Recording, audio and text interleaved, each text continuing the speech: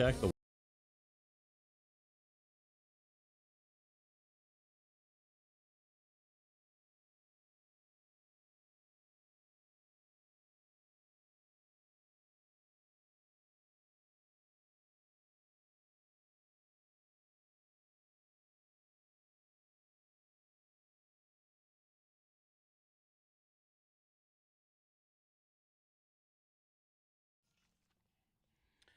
And welcome to Weather and Ag in Focus, 1:07 in the afternoon on this Monday. Already August 18th. Oh, man, where is summer going? I'm Chief Meteorologist Dean Wysocki, along with our Ag Director, Bridgette Readel. And Bridgette, I finally have some good news. We have a much...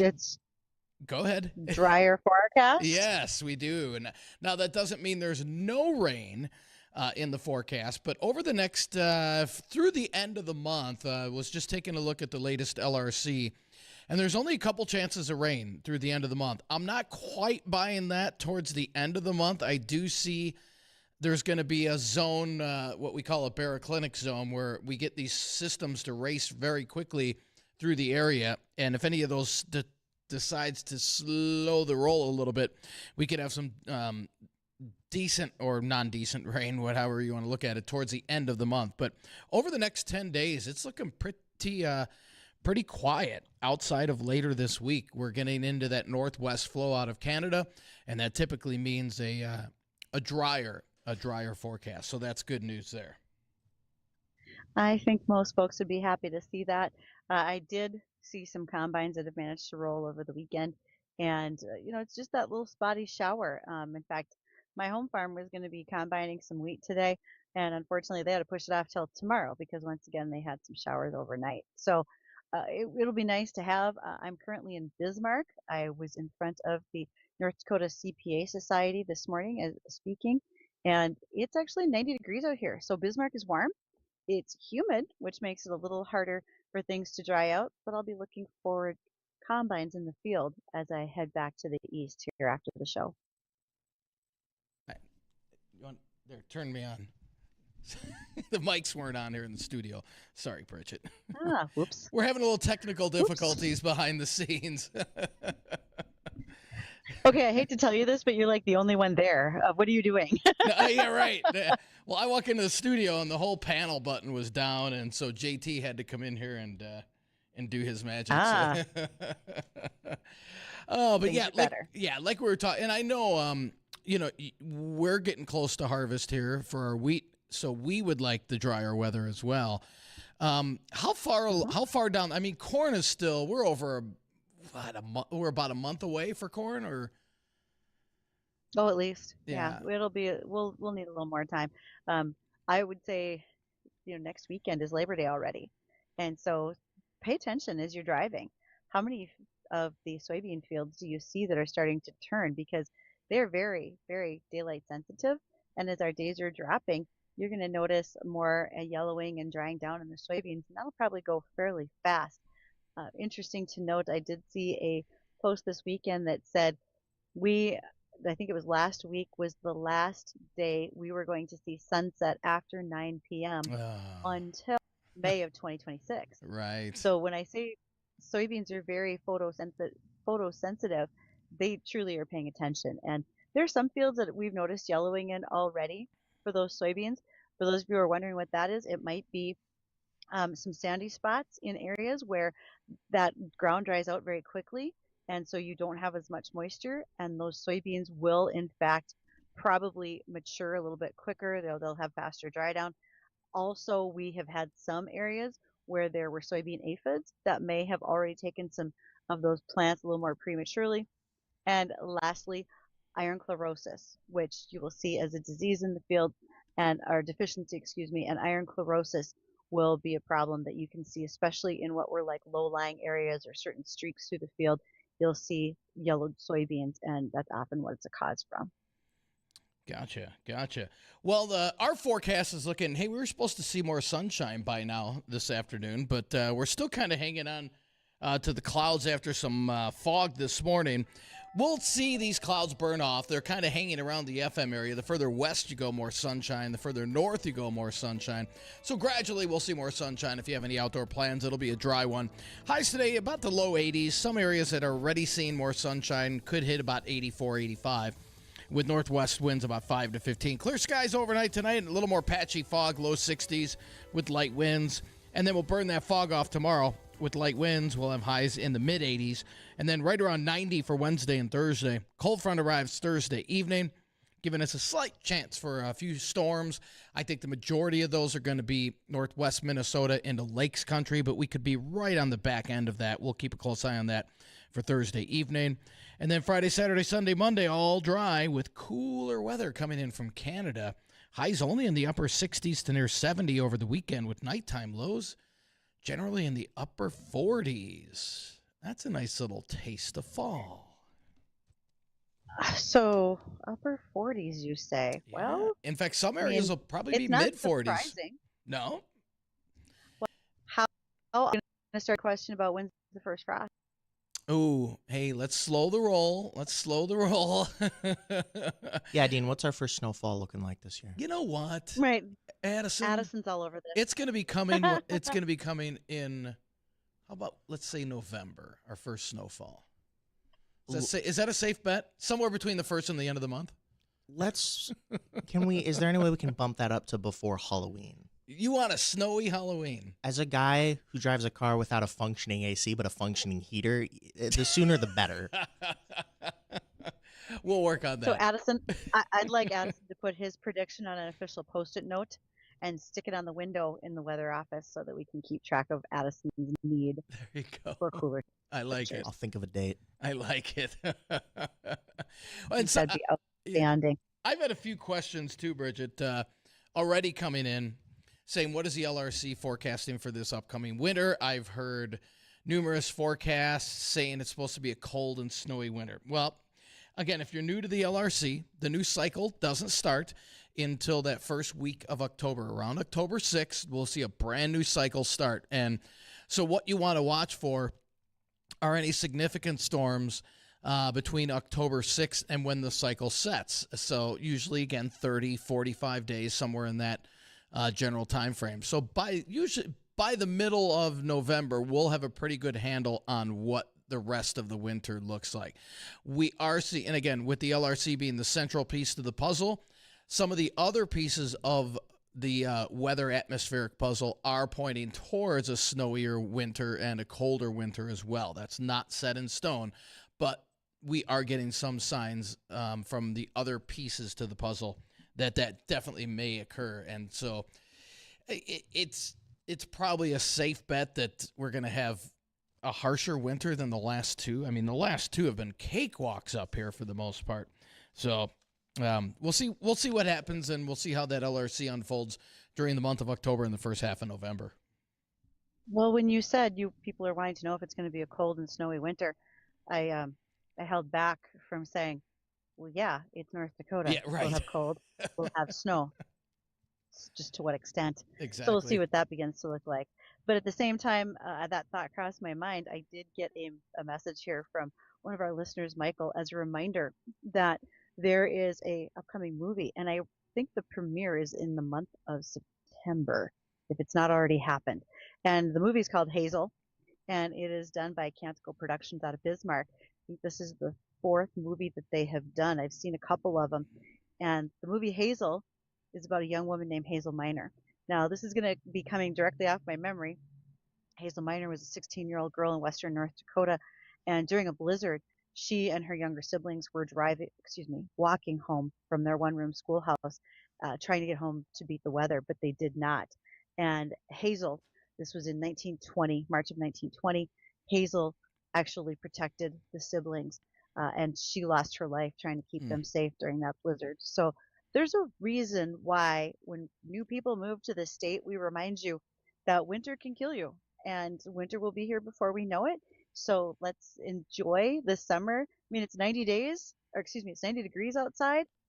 I'm still going to try to live it up because Dean already said it's going to be down in the 40s at night before too terribly long. So think about those things. One other thing I'd really like to touch on is I make it a point to talk about mental health for our farms and rural communities.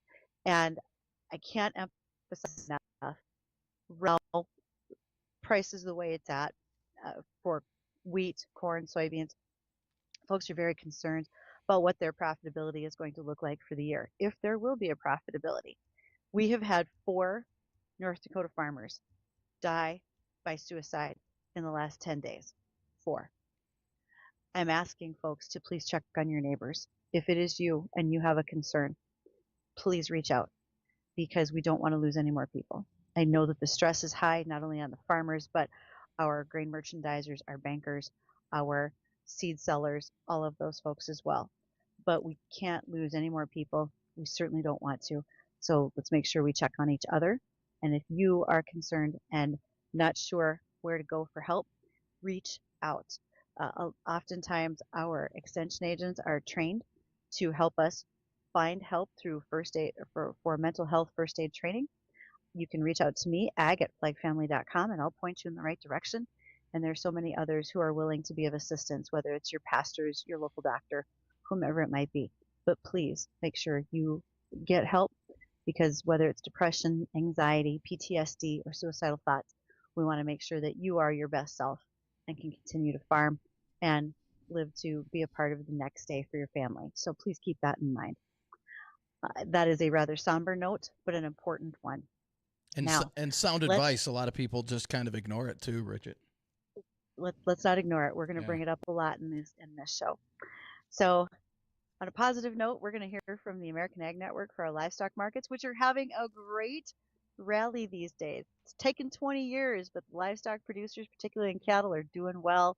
So let's hear what those markets look like. And when we return, we'll be joined by our guest, Chris Sherman, our cybersecurity superhero with Tech Support Farm.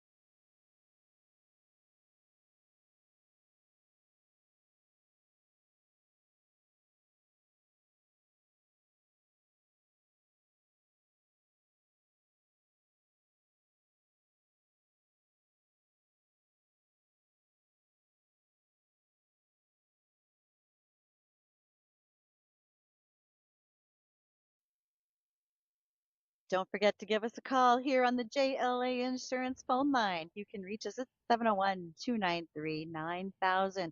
I'll take your emails, ag@flagfamily.com, and those can go to Dean at weather@flagfamily.com. And on the live stream, you'll catch us every day. We're using Facebook, YouTube, and Acres TV. That is Weather and Ag in Focus on those sins or performance, perhaps say. Now, I get to turn it over to our cybersecurity superhero, Chris Sherman. He has had a busy day already. In fact, Chris and I were both speaking earlier this morning. So Chris is far ahead of me. I'm still in Bismarck. Chris made it all the way back without seeing without stopping to visit with a highwayman because they're paying close to there, you guys. Now, if your speeds are not fast enough on your internet, that's a whole different problem. So, Chris, some of the things that we talked about this morning that I wanted to bring up today was one with tech support farm. Give us a little advice because we constantly get these pop-ups that say, I'll store your password for you. Like Google wants to do that all the time. Yay? Nay? What should we be doing differently when it comes to something like that online? That is a big no. It unfortunately, you know, I would say that unfortunately we see a lot of web browsers going and automatically saving passwords for us. And the problem with that is that if anybody else gets into that web browser with your account login, then all of a sudden your passwords are all right there sitting just waiting to be taken. So I would highly recommend that you accept the never, save these passwords, and then you use an actual password manager, one that you pay for. Make sure that you hold that encryption key, because if your device ever fails or anything like that, you need that key obviously to get those passwords back. But that's what I would recommend. Chris, I've got a question for you. This morning, and this happened to me, and this is the first time I've done this, so if I did wrong, you better scold me and let me know. So I had a doctor bill that I normally would pay when I'm in the office. This time I said, you know what, I'll just pay it via text. They send you a text link where you can pay on, where you can do it that way. First time I've done it that way, and I was looking for, first off, I was looking for, I think it's a little like lock symbol where it's supposed to be quote unquote more secure. Is that safe, or would you recommend, you know what, if you've got a chance to pay over the phone or pay in person, that's probably the best way to do it? Well, first of all, I am really dumbfounded that they actually sent you a text message that you could pay it. Correct. Is that correct? Yes, correct. Ugh, I have never heard of that. Really? Right? And no, I'm really kind of surprised. Bridgette's cringing. I can see. Yeah, I know. I'm like, oh, this So can't be again, good. this is where we default back to the idea of call up the clinic, right? Ask Right. for their billing department and say, hey, I got a notice via text message from you saying that this is you and this is the bill. I just want to verify before I go paying it. And they might tell you that it's rolled out. A really good example is that those big class action lawsuit settlements that where you get the $9.43, your big Yes. payout or whatever. Oh yeah. I've a been lot of times waiting what for they'll that do- check. Waiting. Yes, exactly. A lot hinges on that. I remember one of them, they had a QR code where you just scanned it and automatically took you to this website, and it says enter your routing number and your bank account number. And it really, really was interesting because it actually was legitimate. But at the same time, if you've never seen it before, I wouldn't trust it, right? Give them a call, verify Right. first before you actually go doing that. It's no different than like when the IRS emails you or calls you Sure. about your, yeah. Yeah. So I would be very, very cautious about that. Okay. I'm calling them on break here at the bottom of the hour. Now you I'm got me hoping worried. it's nothing more than like a little blood test or something for a couple $100 and not a $40,000 bill. Oh no. Yeah, it wasn't that much. It wasn't that Yeah. much. So when we talk about how to better protect our farms, our agribusinesses, ourselves, our personal accounts, many people run multiple businesses off their farm. They may have seed, they may have insurance, buying and selling tractors, and they think about using McAfee or Norton plus a VPN and saying, okay, then I'm good, I'm safe. But that may not be the case, correct? Yeah, that is a big problem. The problem being that, we have to think about cybersecurity and network security a lot like our homes. And, the concept that, there's a lot of different aspects that go into securing your home. And, you've got your deadbolts and your security cameras, you've got floodlights, you've got smoke detectors, you've got gates, you've got sump pumps, you've got all these things. But, kind of like when I was talking this morning, the theory is we would all really think it odd if our neighbor out in the countryside has bars on his windows and doors. That makes sense in the inner city, right? That makes sense in 90s Los Angeles, but it doesn't make sense in that scenario. And so what we see a lot of people doing is either they have zero security whatsoever, or we see a scenario where they've thrown things and they've spent a lot of money on tools and resources from a cybersecurity perspective that they didn't actually need to spend. Right? There is no reason to have server backups and redundancy when you don't have a server. It's no different than you really shouldn't have sump pump alarms if you're living in a double wide. Um, and that's kind of my theory on that. You have to evaluate the situation that you have, what the risks are, what the liabilities are, and then talk to somebody about getting the tools that are appropriate for that scenario. There's many more tools that we should be talking about. And a number of them have to do with protecting ourselves and protecting some of our folks who are involved in the farm or the agribusiness that might be older and have less security, what this can mean to you as a business owner, and more.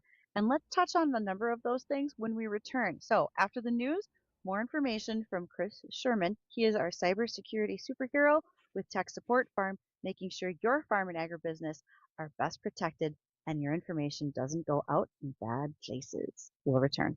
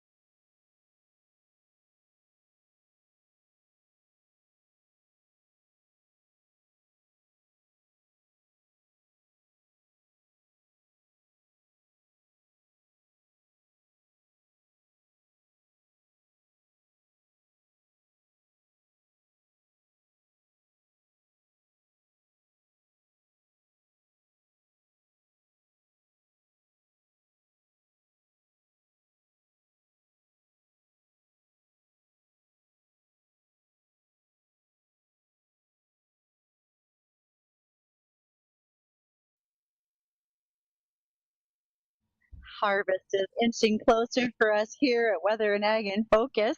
And as your Ag Director, I promise to let you know when we're going to the field to combine our wheat. To the folks that have been a part of that project this year, thank you to ND Estate Services. And throughout the summer, Mark has given us great advice about avoiding taxes and probate and how to get our lives in order so we can have less chaos when those days arrive. Also, thank you to Thor Buildings. They are out there putting up more machine sheds and shops for many people after what happened on the June 20th storms and some since then as well. So if you're thinking about a house, a cabin, or anything, think about their post-frame construction and what it can do for you. Today I'm joined by Chris Sherman. He's our cybersecurity superhero with Tech Support Farm. Chris, a question for you. We have a number of farmers that are thinking ahead about some of the government payments that they get. That can happen for conservation programs, there can be grants, etc. And those dollars are supposed to be, or that information is supposed to be transacted through their emails. And you've already warned us, having just a personal email account, information can be closely watched. Do you think there's a higher probability that those government emails are being watched and that someone can change your information and divert your payments without you knowing it? What does that maybe look like? I think that clearly anything is possible, but I really think that it's more of the outbound emails that you're sending that are not going to be encrypted. And typically we don't see the government, interacting. I mean, they do interact via email, but it's really the information that you're sending out of your emails that can be extracted. I think that based on the payment size, that would really be the variable, whether they feel like it's worth going after or not. And again, that would also be indicative of you having spyware on your system and somebody sitting there watching your emails as they go in and out. And so I think that it really boils down to two things. Number one, making sure that your network and your computers are protected and that there's nothing on there. And number two, making sure you're using a corporate email that has a domain and the proper filtration on both ends, the inbound and outbound emails. And Chris, just you have mentioned, I mentioned my story to you before. I said when I go on break, I'm calling the doctor's office to make sure that was you had me worried. But they said they are. This is the last time they're doing it. They're switching over to a new system, but they said rest assured it's secure. Okay. Yeah. So. Yeah. But see, I mean, think about how easy that would be in order for somebody to, I mean, just like a $360, request, right? Right. You just fire it off to 100 people and maybe 30 of them respond. You've paid for a weekend in Vegas, At least, right? Yeah. Now, when it comes to some of those things like Dean mentioned, right, are you checking your security, your vulnerability? Because as farms and ranches and agribusinesses, when we have that information that is too easily accessible, that works its way back up the chain, and that can harm other businesses. Do you want to explain a little bit about what that might look like for people or what they should be thinking about, Chris? Yeah, absolutely. So, kind of the example that we talked about today is, let's say that you have a business on the side, you've got a pool of customers or a book of customers that you have, and maybe you are practicing, you've got good cybersecurity, you've got everything in place, you've got a company like Tech Support Farm running your stuff. The problem is that, one of your customers was compromised and they were hacked. And so in an interaction via email from your company back to your client, the client, email was received and the hacker saw it and they responded as the client. And they put in a little, piece of malware in there. You open up the email, you click on the link because you've known Bob, for 20 years. The link, didn't seem to do anything. You emailed Bob back and said, hey, I never got that documentation, and life carries on like normal, right? The problem is that when you clicked on that link, you downloaded spyware into your network, and now it sits there in your network. Once they figured out who your client list is, now they go back through, and they might either do a spam, or a phishing attempt where they try to invoice all of your clients and bring in all the money, or they might actually go and infiltrate all of your clients' computers via an email being spoofed as your business. And so the theory that, or the concept that we're really getting at is that, herd immunity is really important in the animal world, but at the same time is kind of important in the cybersecurity world, because just because you are cyber secure, and just because you've done your due diligence to protect your networks, anybody that you're doing business with, they do pose risks and vulnerabilities, and the biggest vulnerability in any network and in any digital environment is the person sitting behind the screen. Well, that's a huge point. Who's behind the screen and what does that make happen? Because one of the things I heard you say earlier today was not having all your devices linked, which is a little counterintuitive to what we're being told. Like, as soon as you get new phones, you're told to be part of a friends and family plan. You want to make sure that you're using the same Apple iTunes login across all your Yep. devices, etc. But you're saying that actually can bring more harm than good to us, especially in our farms. In certain instances, when we have our mobile devices, linked back to our physical computers, different applications that are out there that allow you to see all of your text messages, that allow you to have access to, your mobile device from your laptop, it really is kind of counterintuitive in the sense that if you're trying to use multi-factor authentication or two-factor authentication as additional measures of security, the point is to separate those so that you have to go to a separate device in order to get it. But if you're getting text messages in 2FA on your computer, and somebody is in your computer trying to hack into something, and all they have to do is open up the messaging app on your computer, and suddenly there's your 2FA. It really kind of defeats the purpose. The best way I would describe it, it's like having your spare keys on the same key ring, and you lose it, and suddenly, well, you lost your spare keys too.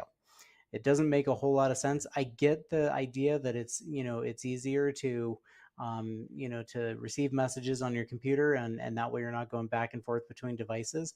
But at the same time, it really it opens up a new level of vulnerability. So, with the advancements in AI, because we know it gets smarter all the time, do you think that the hacking, the ransomware, those types of things are going to increase in propensity as that gets smarter? I do. What we do see is AI is being used on both sides of the equation. And so when we're doing network vulnerability scanning, and we're doing, pen testing and that sort of thing, we're definitely using AI as a means to speed up our process and to really help us, explore and make sure that it, it kind of covers the whole human error aspect of things. But the problem is that we're also seeing AI as a tool that is being leveraged in ransomware attacks and other hacking attempts. And so I think that it's really going to amp up the volume, so to speak, and maybe the level of attacks.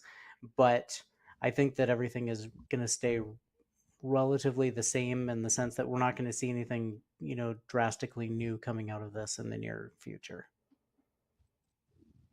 You are not. There's still a lot of things that are looking to um, swipe our information. We often hear that it's not a matter of if you get hacked, phished, ransomware, etc. It's just more a matter of time. And one of those groups that's most vulnerable are the less techie. And I'm not even in an age group. It's those who don't have as much technical experience. And how do we protect those people? What kind of things can we tell them about their flip phones or watching their emails for phishing schemes, that type of thing? Well, I mean, number one, we can definitely put on software that will, that will protect your devices. But number two, I think it's education. It boils back to, the idea of keeping it front of mind and, the center of conversation, making sure that we, create, um, you know, dare I say, a culture of trust where if members of your organization or members of your family have questions or things like that, you want to have that relationship where they feel comfortable enough to bring that up. Dean and a medical bill. I mean, we don't want to have a scenario where people are hiding it. We really need to bring it out into the open and discuss these things, because anybody can fall and prey to these things and be at risk. And that's funny. Very fair statement. It's funny you say Yeah. that, Chris, because normally, when you're in a rush, sometimes, and I was in a rush this morning, it's like, all right, I'll just pay it. I'll pay it. And when you're in a rush, that's where it's like I said earlier, I normally would never pay via text. It's just sometimes you get rushed and you're like, all right, I'll just do it what looks like the easy way and could end up, like you said, really being the worst way you could possibly do it. Absolutely. Yeah. Yes. So All right, slow Chris. down, right? Pay attention. Yes. Yes. Slow down and don't be afraid to ask questions. Don't be afraid to call them up and just be like, I'm not sure that I've seen this. And at the same time, just from a due diligence perspective, if you are a business and you do have a book of clients and you do decide to change your billing practices, maybe you are going to, send out, the QuickBooks link now where they can pay their invoices, notify your clients ahead of time, right? Give them a letter that just says, hey, we're adjusting our billing practices. You will be able to do this from now on. We don't want there to be any concerns that this is a cyber breach, so on and so forth. If you lay out those expectations, a lot of times, if there is something that crops up that is an anomaly, or there is a phishing attempt or spoofing attempt, your clients will be the first ones to let you know about it. Well, Chris, for those who need to find out more, who need to spend some time visiting with you and probably talk about the services you can offer, how can they reach you? Yeah, they can definitely call us at 701-446-8518, or you can go on our website, techsupport.farm, and we would be glad to sit down and talk with you and kind of walk through some stuff with you. Also, when it comes to determining what is the best, set of tools that you need and that sort of thing, we have a really cool tool called Fence Check, and you just log in, you answer some questions about your farm, your operation, that sort of thing, and within 24 hours, you get a report generated that walks you through what you can do, action items, things that you can take, steps you can take right now to beef up your security, and then what tools would be most recommended for your operation. Those would be great pieces of advice. Chris Sherman, our tech support firm, cybersecurity superhero, thanks for joining us today. Absolutely. Thank you for having me. Thanks, Chris. And when we come back, we'll have a recap of the weather, what it's going to look like for the rest of this week. And Bridgette's got a few ag topics to touch on as well. More of that when we come back.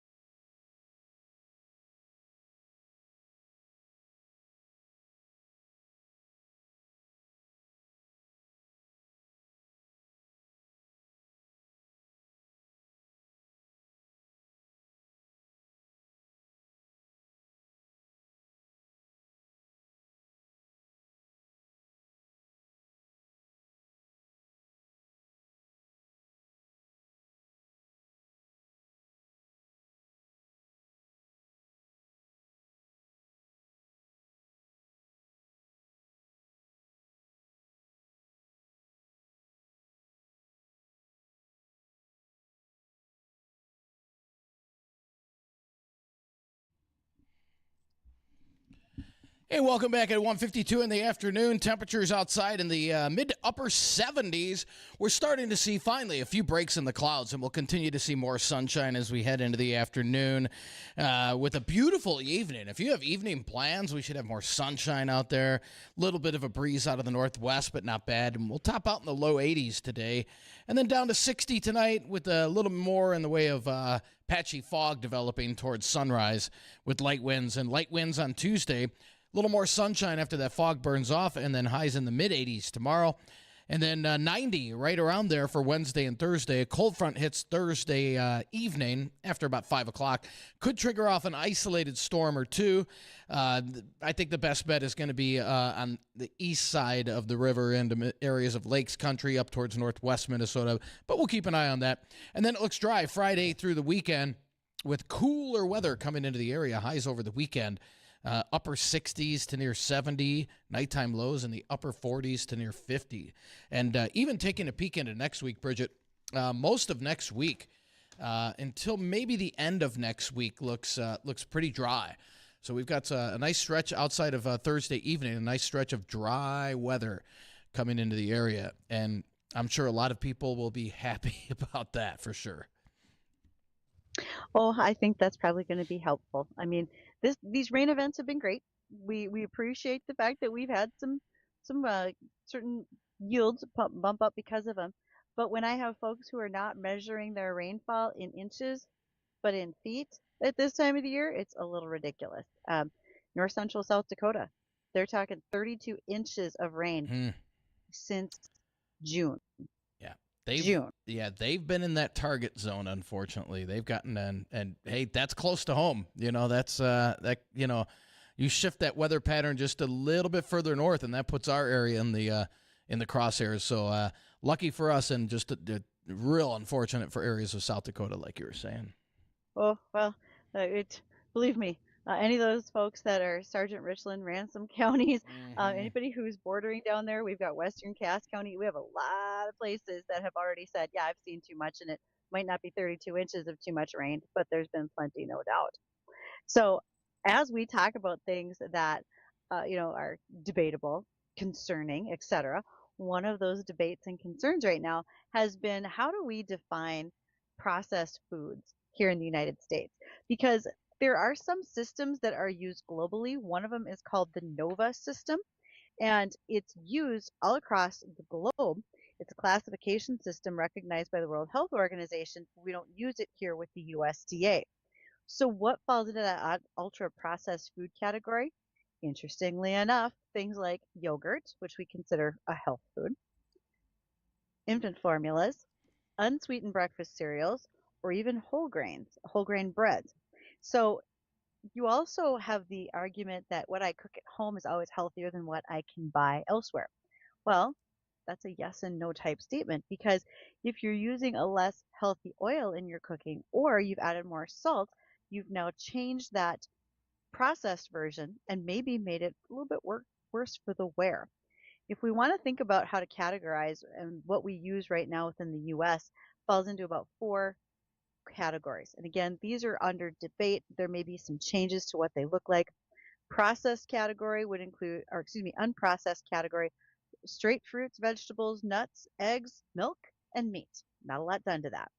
If you look at processed ingredients, that could include oils, butter, vinegar, sugar, salt, and honey. And I find it interesting that we put milk in the unprocessed. I suppose they're referencing raw milk, because if we consider sugar a processed ingredient that goes through refinement, wouldn't milk go there too, because we put it through pasteurization? Then those are processed ingredients. Processed foods could be hams, cheeses, fresh breads, salted nuts, or fruit in syrup that's in tins.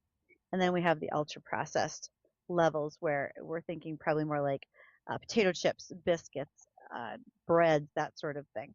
Now, it's also about moderation. So for instance, if you have one snack size bag of chips, once a month or less, it's very unlikely that any of those ingredients have a negative health impact on you. But if you're eating a 1-pound bag of chips twice a day, that makes a serious difference in what your health overall could look like. So just keep in mind, it's best for us to be reading labels, everything in moderation, and don't forget the exercise. We are truly a sedentary lifestyle these days, and we can change that. I also find it rather interesting when folks say, oh, I don't want to eat ultra processed foods. Well, salad kits are considered processed because everything in there is chopped up and it can depend on the dressings that are involved. Trail mix is considered processed, and so are protein bars. Some of the things that were often put in our category of least processed, healthy, but it can vary on what's been done to them, how often they're consumed as well. Watch what you're eating in moderation. Still a big fan of beef. I know as many other sources, so just have what works for you. I think that's probably our bottom line in many of these cases. Try to get what's best for you. No doubt. And like you said, everything in moderation. Don't overdo it. Absolutely. And some of that not overdoing it also comes down to budgeting. We know that budgeting is getting tighter in many cases, and folks are trying to do their best job of watching their dollars spent at the grocery store.